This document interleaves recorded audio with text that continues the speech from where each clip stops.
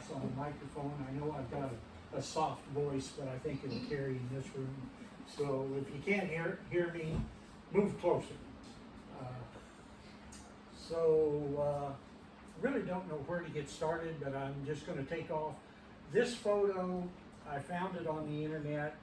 I don't know a whole lot about it, other than I believe it was taken at the Grand Army of the Republic Memorial Hall in Topeka, and this was a meeting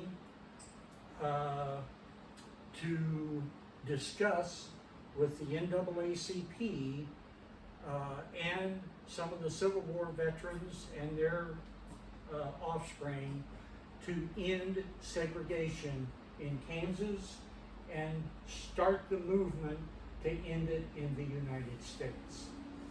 So a lot of what I talk about is, yes, it's very centric to Southeast Kansas and whatnot, but there is so much of what happened back in those days that influenced national policies in there. So if I get off on a tangent, just bear with me, I'll move along. I was born here in Allen County. I grew up on a farm north of La Harpe. I graduated from school in Iola. Mel, that might be more what you remember I looked like back then.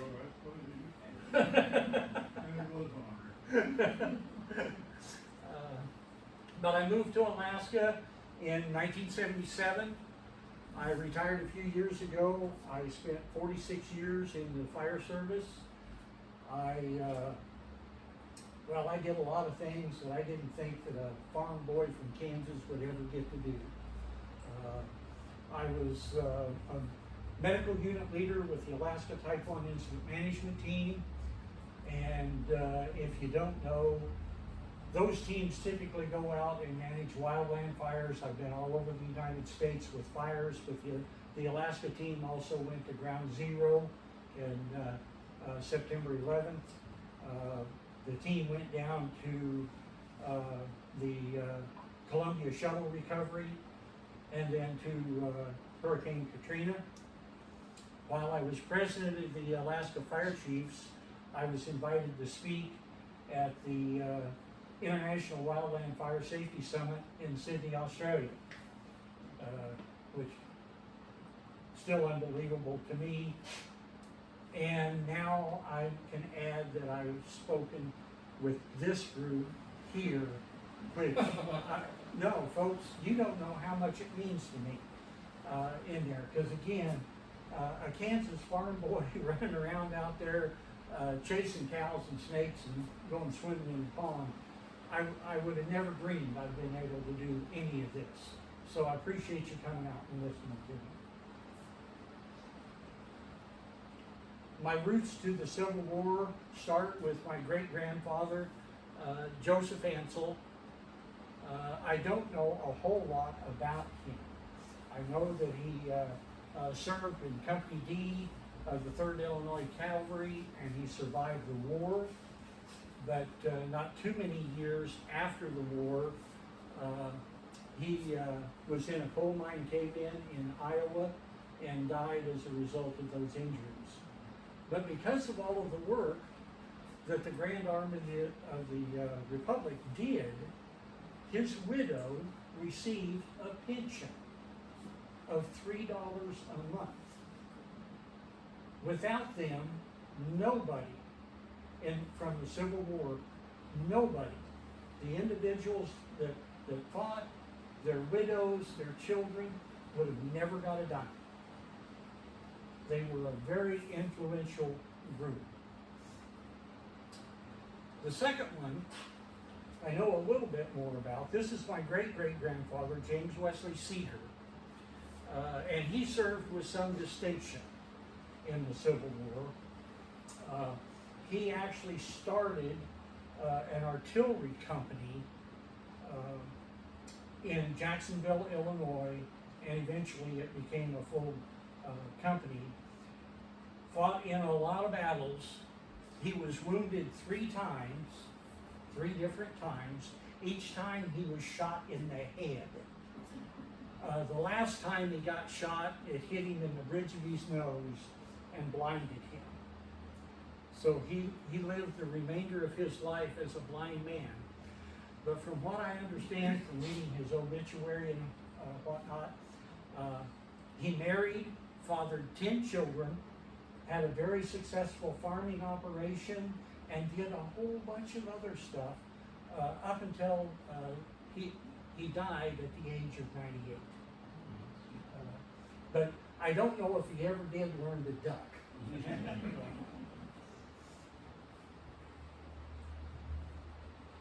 In its heyday, here in Kansas, there were over or around 500 camps in Kansas.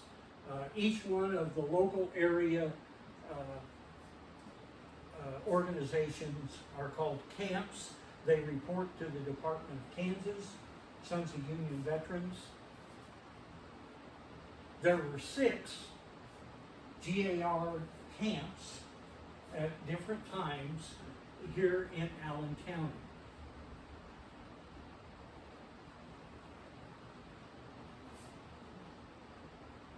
This one right here, the LaHarpe camp, I don't know a whole lot about it. I have not found any memorials that they built or anything, but they said they named it after this A.M. Kirkpatrick.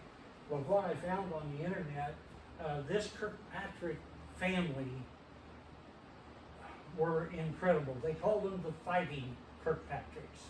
There were 7 brothers that fought in the Civil War. Several of them went on to achieve ranks like Major General, General.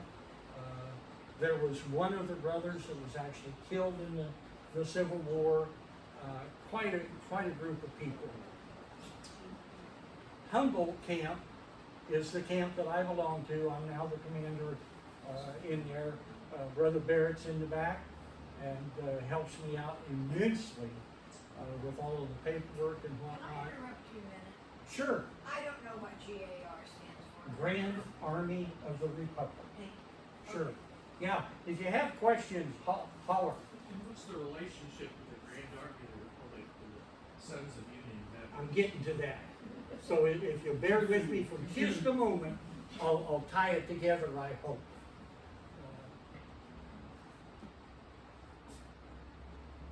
I didn't find any photos of any of the Allen County camps, but I found this one from Uniontown, GAR, and then another one from Thayer.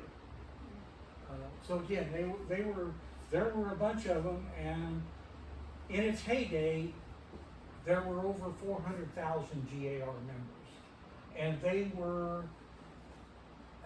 they got into politics, which the Sons of Union Veterans does not, but they were responsible for accomplishing so many things.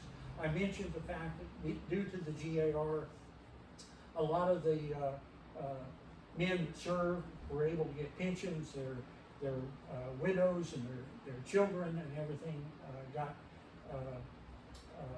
benefits. They were very influential in making Memorial Day happen. It had not been a Memorial Day before that. They supported political candidates. They were just a very strong group, and they weren't afraid of letting their voices be heard.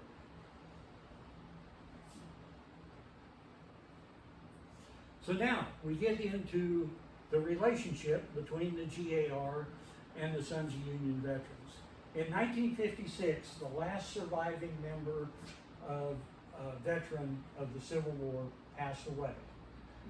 And so the GAR was shut down and eliminated. But Congress got together and said, we don't want that, we don't like it. And so Congress actually met and set up a charter for the Sons of Union Veterans of the Civil War to be the surviving organization. So everything that belonged to the GAR become the property of the Sons of Union Veterans. So we carry on that legacy. The big thing that changed is the Sons, we are not a political entity. We tried to stay out of that. We got enough on our plate, we don't need to get into politics. My opinion, I'll leave it at that. So right now, in Allen County, there are 6 camps.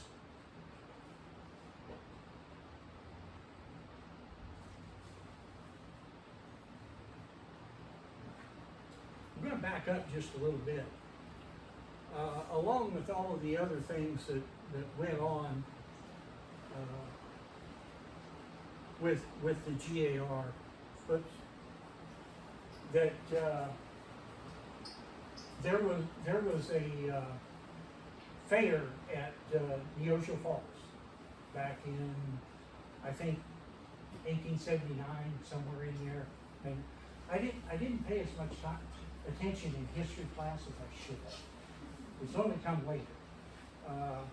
But one of the people that was very influential in getting the fair going and whatnot, I think his name was Snow, and I think he had some political connections. But anyway, he wrote a letter to President Rutherford Hayes, inviting him to the Neosho Fair. And everybody thought he was nuts. Until, through, I don't know how it came, he received a letter that says, "Dear Sir, I have the honor to accept the invitation to attend the Neosho Valley Fair on the 25th of September. I will leave my home on the 22nd of September and go on the most direct route to Neosho Falls. Sincerely, R.B. Hayes." And he was accompanied by General Sherman. Before the day of the fair, there were hundreds of people that showed up. I think every horse, wagon, dog, I don't know. They said somewhere between 30 and 40,000 people showed up there.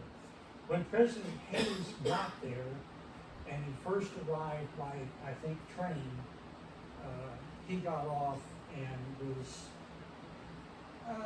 kind of disappointed, I think, because he grumbled about the place looking like a one-horse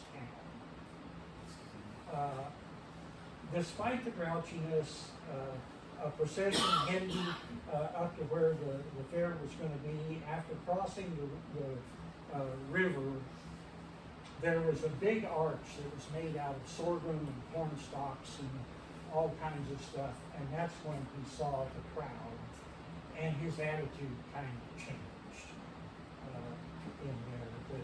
Because one of the remarks that they said was he made was, "Where did all of these people come from?"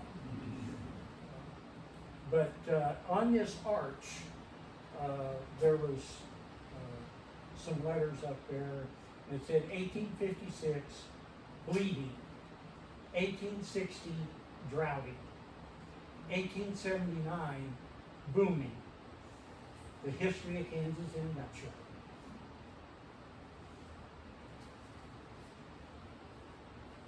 So like I said, the Sons of Union Veterans, they are a congressional chartered fraternal organization, and we carry out a lot of different activities. This is one of our charter members, and he, former camp commander Otis Crawford, standing in front of a plaque. I think it's for the minefield battle. There were a lot of battles here in Kansas, and again, this set the stage for a lot that was going on. A lot of these battles occurred way before the Civil War started. Some of the things that we do is restoration projects. This is the walking stick cannon down in Humboldt that was refurbished by the members. That's some of them that worked on it. We also go to fairs and city days and all kinds of stuff. It's not just about reenactments and whatnot. It's trying to keep the memories of the boys in blue alive. This picture right here is from the Mount Hope Cemetery down in Humboldt. Brother Dennis has done a miracle in getting things cleaned up.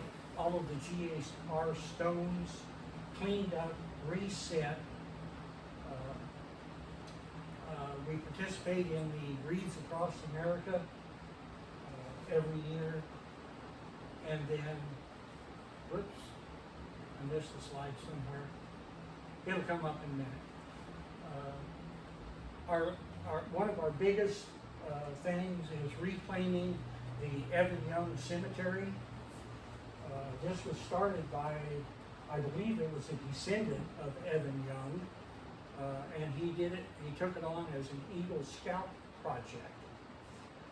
But as we worked on this, there seemed to be a lot of discussion, to put it politely, about the ownership of that cemetery. After going to the Allen County Courthouse and being helped by some incredible people up there, I actually found the 1877 deed that was signed by Evan Young and his third wife, Jessie. And that deed states that it's a private cemetery that will remain in the family to all of their heirs and successors. It is a private cemetery.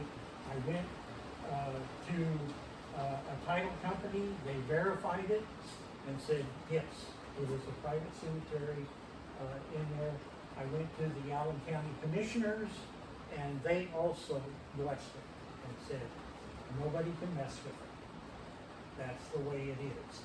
There is a title for it. Nobody can contest it.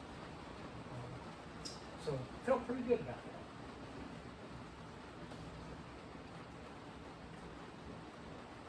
I've seen this painting, and I don't know, there's just something about it that I like, so I used it.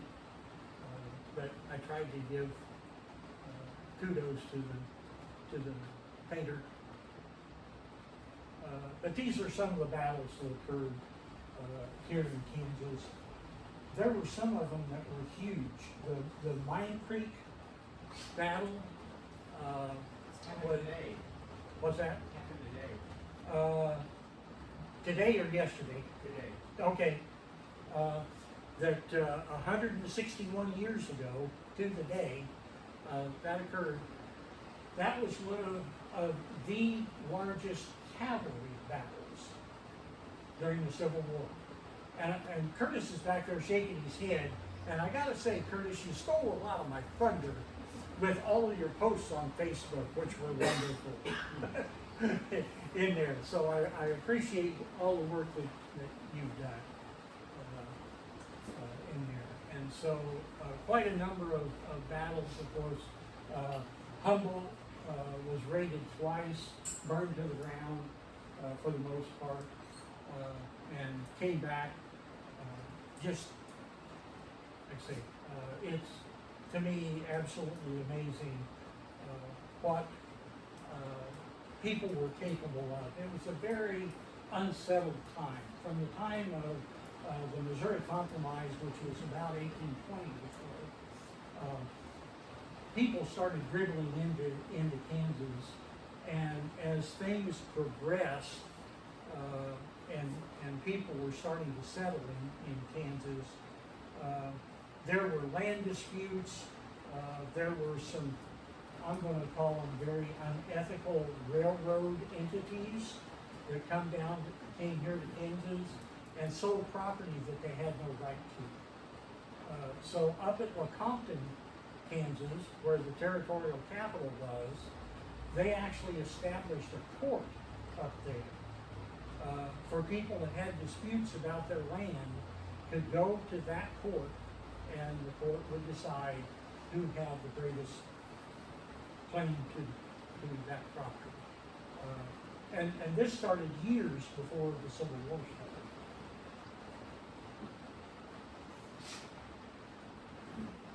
So some of the stones, some of the monuments that are here in Allen County. This is at Mount Hope Cemetery, and this is from the Grand Army of the Republic, actually the ladies of the GAR, and this was the Vicksburg Post that was in Humboldt, and that's the successor of our group now at the Humboldt Camp. This is down at Riverside Park. It's very easy to overlook, but I drove down there today and it's still there. I apologize for the quality of my photo, but it's still there. This is over at Moran. This has got to be one of the most photographed monuments that I see here in Allen County. When I do a Google search for monuments in southeast Kansas and whatnot, inevitably this one is about the first one that shows up. Pretty amazing. The second one is this one. And this is out here at the Iowa Cemetery. This part of the monument is still there. But the statue on the top, and I believe his name is Old Zachary, he was removed a few years ago because he was starting to show his age. And so Old Zachary now lives at the museum over there, across the square, until such time that he can either be refurbished or replaced or whatever. So he's in good hands and has a good home. And this is the one that we were talking about earlier that was just added down at the Humboldt Mount Hope Cemetery. And I thought Brother Dennis was going to be here today, but evidently couldn't make it. He was going to tell a little bit of the story, but again, there's been quite a bit of publicity about this statue. I know there was several articles in the Register and whatnot, so if you're curious, I do have some more information. Questions, comments, protests? Are you? Yes, sir. So, the Grand Army of the Republic, is that only Union, or did it include Confederate? No, it was Union only. Union. Now, Sons of Union Veterans is not, I mean, in the name, it is not pro-Union. Is it more inclusive of both Union and Confederate? No, we are Union veterans centered. Okay. There are other organizations out there, but for this presentation, we're talking about the Union. Okay. There is also a group of women, the daughters of the veterans of the Civil War. And they, instead of camps like we have, they call theirs tents. And there are 2 tents in Kansas for the daughters. Each one of their tents is named after a nurse, which I think is kind of neat. So, like I say, there's 2 of them, Julia Lovejoy, and I think that's Mrs. John Logan. I have a question. Sure. Where in Wichita is that? Because there's a lot of cemeteries. They are not associated with a cemetery, and I don't know where they meet. When I looked at the daughters and what they've done and whatnot, there were 2 that just really jumped out at me. One of them is this lady right here. This is Dr. Mary Walker. As far as I can tell, she is the only female Medal of Honor recipient ever. Out of the 3,500 or so recipients, she was the only woman. Walker was born in New York. Again, she did amazing things. She went to a medical college, got her medical degree, became a surgeon, and she went all over during the Civil War. The first several years as a volunteer, because they wouldn't pay her, they wouldn't give her anything. She was out there just doing the best she could with whatever she could pillage or get a hold of or whatnot. But later on, the Army did acknowledge her as a surgeon and started paying her, I think, at about a captain's wages, which back then was probably $7 or $8 a month in there. But she just did amazing things. Her Medal of Honor did stir some controversy, and a couple of years before her passing, there was a group of politicians that rescinded her Medal of Honor. But being the person that she was, she never gave up the medal. She went ahead and wore it until the day she died. In 1977, President Jimmy Carter said that was a travesty that should have never happened. So he posthumously re-awarded her Medal of Honor, which I think is just fantastic. The other one is a little closer to home here. Granny Cowden, I think was the way you pronounce her name. She was one of the earliest white settlers in Kansas. Her and her husband came here in the early 1830s. So some of the earliest white settlers. She was born in France, but she married her first husband, Louis Millard, in Philadelphia, and they started on a trek west. They didn't really know where they were going. They just knew they were going west. There's Brother Dennis. So, welcome. Come on in, sir. And they made friends with the Osages, and Granny, her real name was Victoria, was a nurse, and she accompanied her husband to several battles and actually watched him get killed in battle down in Arkansas. She came back to Allen County, remarried, and they had several trading posts, her and her second husband. They started out at Lacine, and then I think they were over at Fort Scott. Then they had a trading post down on Big Creek, just outside of Ellsmore. But she never gave up. And she's buried out here at the Iowa Cemetery. Pretty amazing woman.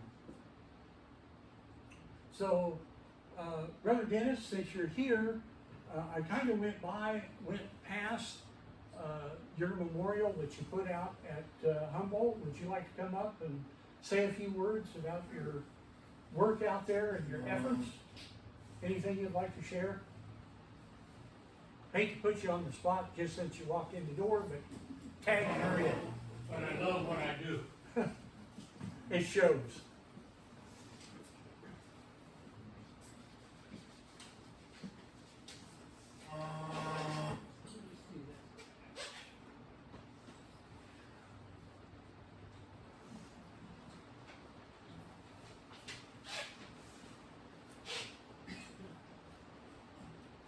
Well, I'm Dennis Pike, and like taking care of the GAR cemetery out there at Mount Hope. That's my, my hobby, my passion. Not only the GAR section, other Civil War members, other monuments I happen to come up on and find, you know, like I found the, commander of the 113th Colored Regiment. He's buried out here.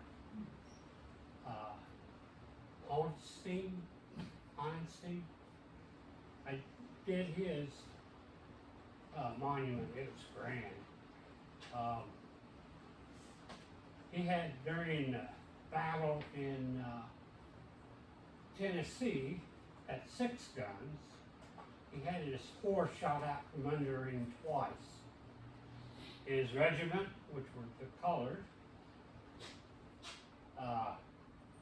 sustained heavy losses, but they still took it. So that was the biggie. I do have pictures of some of the things the wife and I and others have done. This is what we started out with at the GAR cemetery. The wife and I had did my ancestors out there, and we were leaving Mount Hope one day, and we looked over and she says, "Look at those." And that's when we started investigating more and found it was the GAR cemetery at Mount Hope. We've worked on those since 2022, and we were able to get them up and presentable again. We cleaned them, we raised them to, they're supposed to be 22 inches above the ground, depending actually on the size of the monument itself. It's anywhere from 36 inches to 42 inches, depending on where it was made.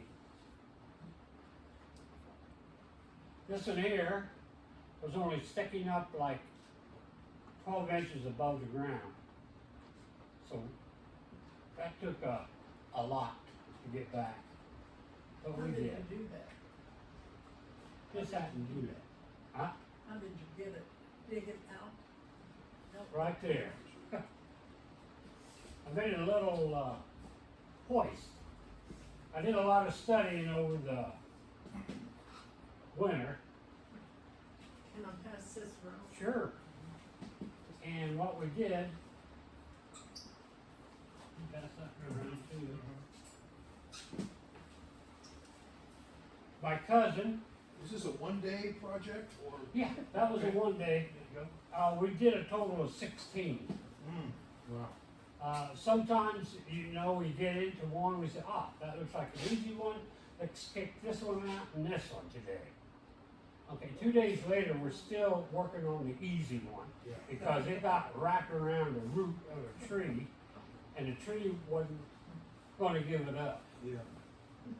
So, thank God for Jim Wood and a chainsaw, we were able to convince it's time to come up. And what's good about these, we'll research each and every one of these monuments that we do, headstones, and we'll learn a little bit about that person, what they did. We have a couple of assistant surgeon generals buried out there from from the Civil War, which I never knew. How many total were in this group, you think? Right there, it was 16. Okay. And it's funny when we get down here to doing these, Okay, there you go. There's the result. you go down about 12 inches and you've got a water level. They're in water. So that was another something to come up with. And we used pea gravel, sand, and everything else to help settle it down.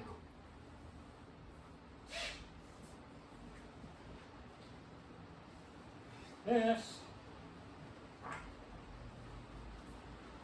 Hoy and I donated it to the Mount Hope and the GAR Cemetery.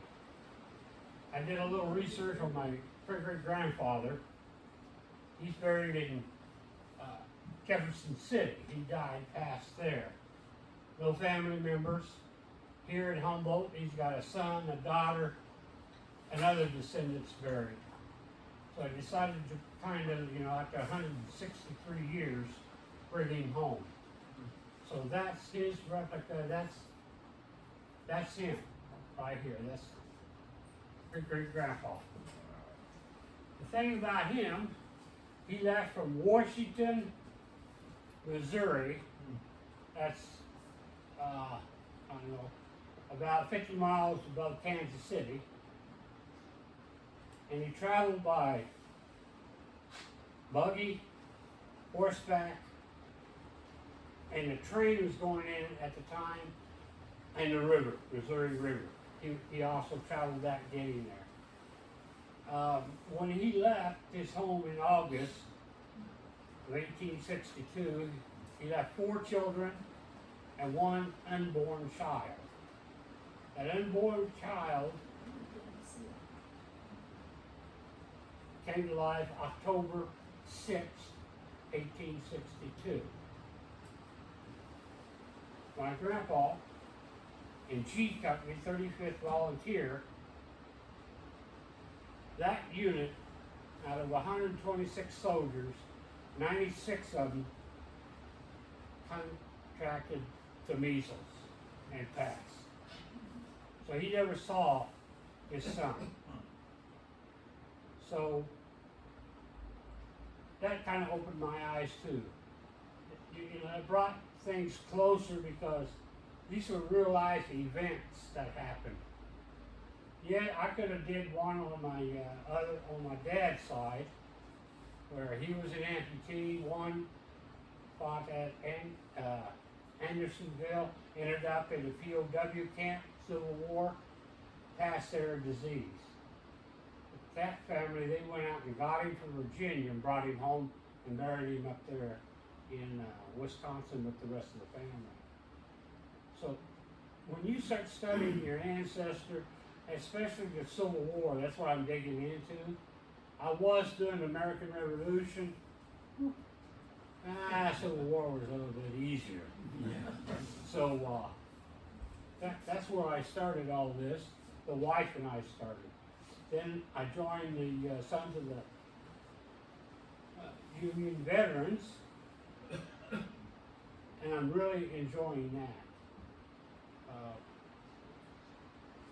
I myself kind of tagged myself the caretaker of the GAR cemetery there at Mount Hope. And what I'm wishing is that I could find someone close that I could teach what to do and how to do it. We want to make that GAR cemetery, in my vision here, a cemetery / park. In other words, I want to put different types of information out there on the headstones. Like you go into another GAR park and you'll see all kinds of information thrown around. Well, the 72, they mainly buried the Civil War, and then 1953, I believe, was the last Civil War, so they kind of disbanded. Last Civil War member to pass.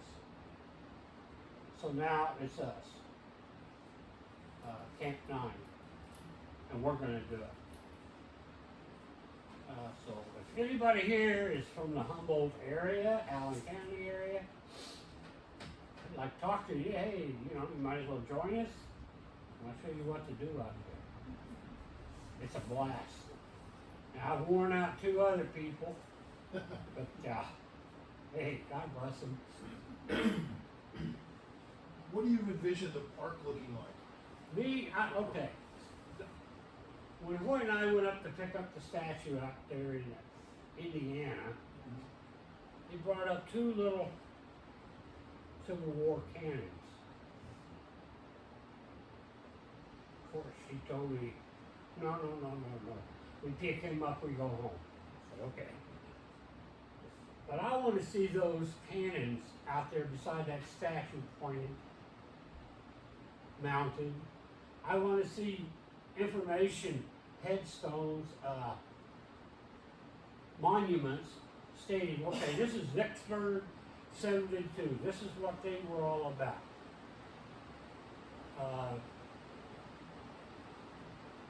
Tell a little information about why GAR cemeteries. And then on the statue itself, right here, we do have a plaque stating about him.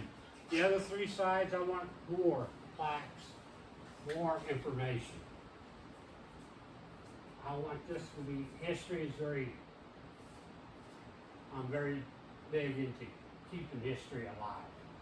I don't wanna see it torn down, I don't wanna see it buried and make up something else. But yeah, I wanna have different things out there. I wanna have a sitting area where you can just sit, look.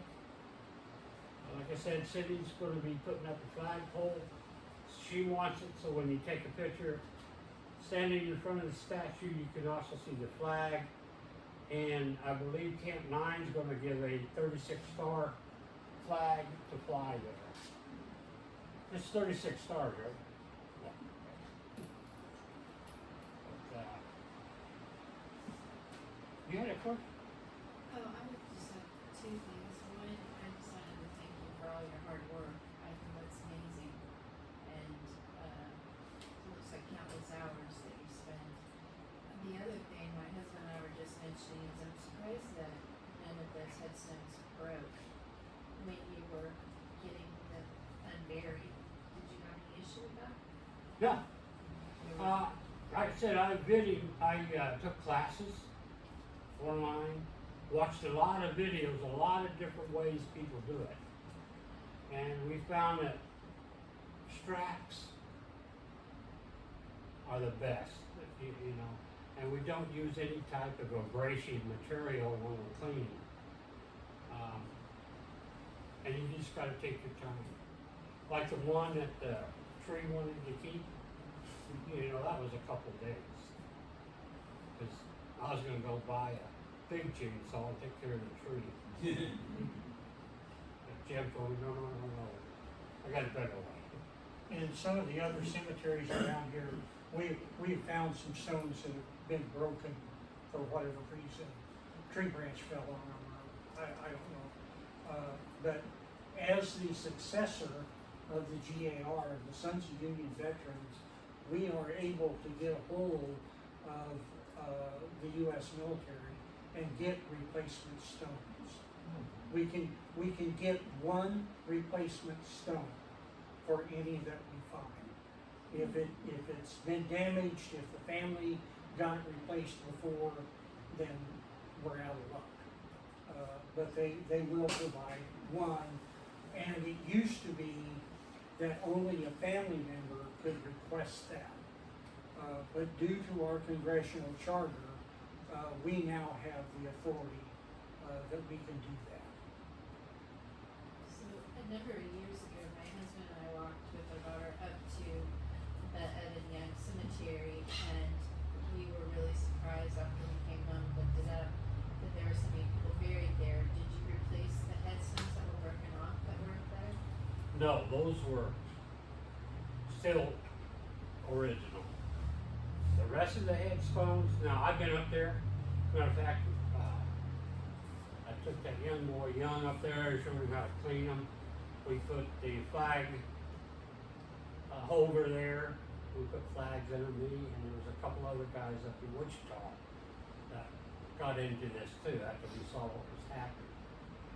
There's 23 people buried there, and when my cousin and I were out there kind of looking around, you could see remnants of headstones buried. But there are some of those that are not veterans. No, I think there's only 3 veterans, and there's only 3 around. Yeah, I'm not sure of the exact number, but it's very few. There's a lot of other people buried there. Yeah. but they are not Civil War veterans. So getting stones for them, and some of them never had stones. And I've got more information about that, and I'll share that here in a moment when Dennis is finished. Another thing, you know, we're talking about broken headstones. Okay, I also studied that, and I've got pictures here where myself, the wife Cindy, and Jim, we put them back together and made them stand tall again. The oldest one that we found out there so far that I have repaired is Dr. Tolbert's wife and 4 babies. He Yeah, died in Mount Hope. 1867. Is that at Mount Hope? That's at Mount Hope. And we repaired hers. And matter of fact, we found the baby ones buried in the ground. We found that we'd be able to pick them up, and we've got them all off again. We found Colonel Thruston. He was one of the first residents of Humboldt. We found his headstone. We've got it clean. It's kind of leaning, so Jim and I are this year we're gonna bring it up, stabilize it, and level it. We found 3 of the doctors. We were able to repair them, clean them, and bring them back to life. That's what I really love. You know, I do them at random. I just, ooh, there's one. And that's how we do it. Or the wife, you know, will tell me which one, then I'll like it too. That's about all. If anybody is ever interested, you could ask Cindy, the cemetery sexton, and she usually knows when I'm coming down because I'll give her a heads up.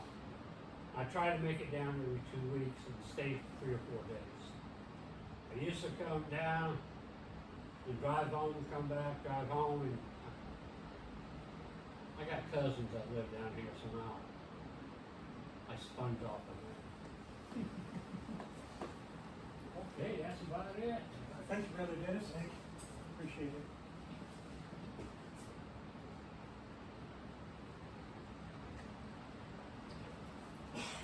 Along with the work that Brother Dennis has done, other members have gone in. We have tried to catalog as many of the veterans. Barrett was instrumental in getting a lot of this done. And they're on a website called Find a Grave. And this, to me, is a great way to keep the memories of these people alive.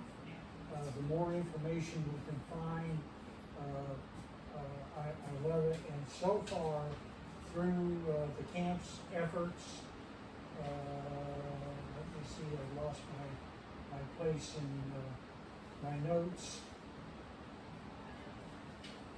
Bear with me just a second. Yeah, I can't find him.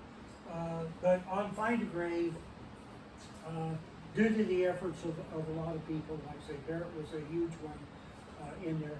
In the 9 counties here in southeast Kansas, we've been able to catalog and put up memorials for almost 5,000 Union veterans in Allen, Lynn, Woodson, Bourbon. Help me out, Barrett. Crawford. Basically all the counties that touch. Yeah. Allen County. Yeah, there you go. Any of the counties that touch Allen County. That's where we That's start. our area, yeah. Like I say, almost 5,000 of these people, and we put memorials up for each and every one of them on Find a Grave.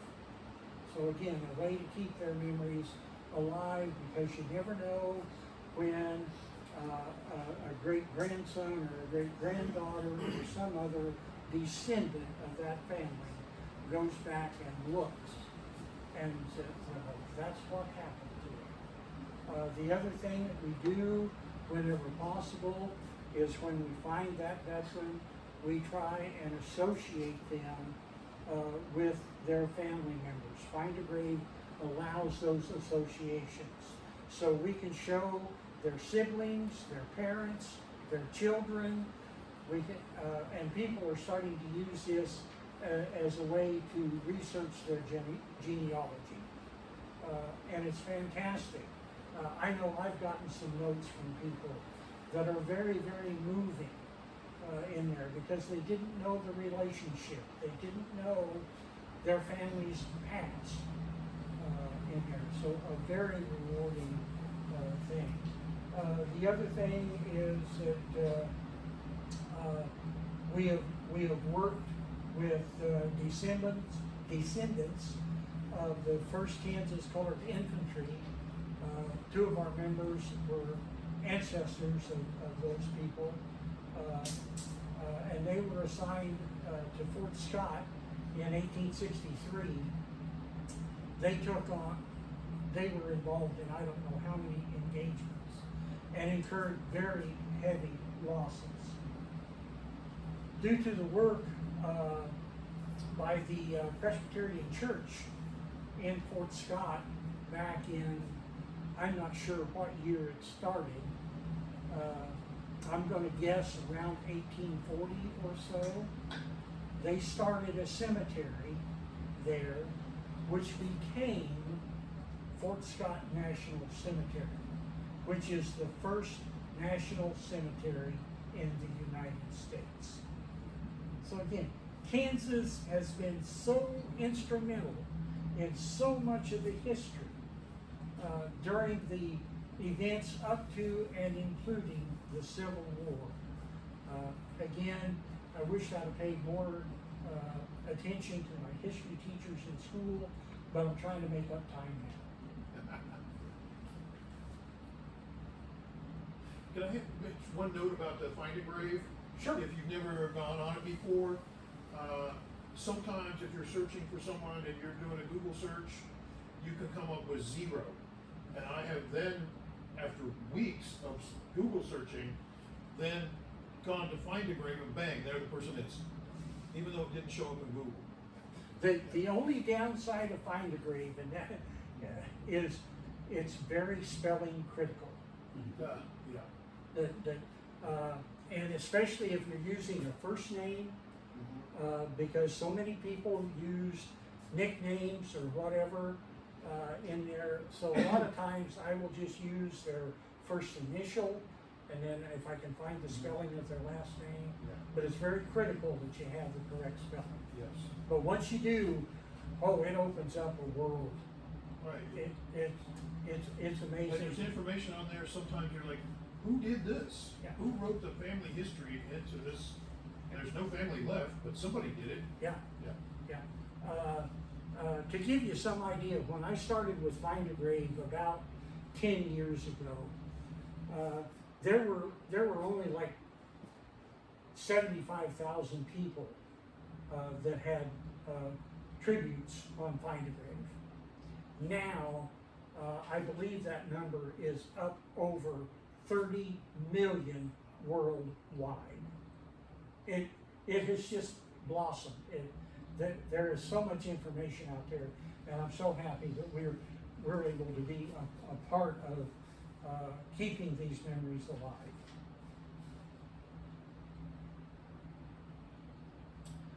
So that's me. You can get a hold of me. That's my cell phone number. Don't call it, because if I don't recognize the number, I won't answer it. But you're more than welcome to send me an email. BoWinklesBuddyRDA@Yahoo, because Rocky is my real name. That's my secret. One of the last things I wanted to do was just mention membership, because I'm kind of using this as a membership drive. And you don't have to have direct lineage to an ancestor that was a veteran. We've got 2 types of memberships in there, the hereditary, but we also have associate memberships, and that's open to anybody. So if you're interested, please get a hold of one of us.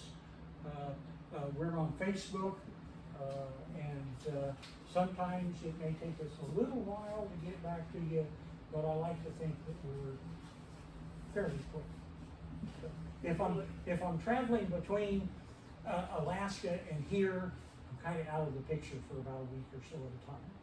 So with that, any more questions, comments? Is there a group in Bourbon County that takes care of Barnesville? I was born and raised about 5 miles from Barnesville. And there's that group of like 6 or 8 graves in the middle of Barnesville that I didn't know much about. You're talking cemetery? I don't know, but I'm gonna make a note, and I'm gonna find out, In Barnesville, the town has a headstone too, because it no longer exists. okay? And it Barnesville Cemetery, Barnesville Cemetery, east of Fulton. okay? Cause I found another one, and actually, we got notified, or contact from a descendant, from, I believe the veteran's name was Charles Romp. And he was buried in a little cemetery out in the middle of nowhere down by Walnut. And I was actually able to find that cemetery, and find his family. Find his family. The problem we have right now is I can't find the sextant book for that cemetery. And before we can order a stone, I need to know which plot he's buried in. I found the family block, but government being what government is, they want to know which plot. So we're still trying to figure that out. I think I've got a good location because there's a grave there, and I've identified everybody else. So I'm thinking that's his. It's about to become his. Did I say that? You're fine. I hope you enjoyed this, because I'll tell you, Civil War, you don't have many people that talk about it. They're not old enough. He's not quite old enough, but anyway, he does it anyway. Thank you for doing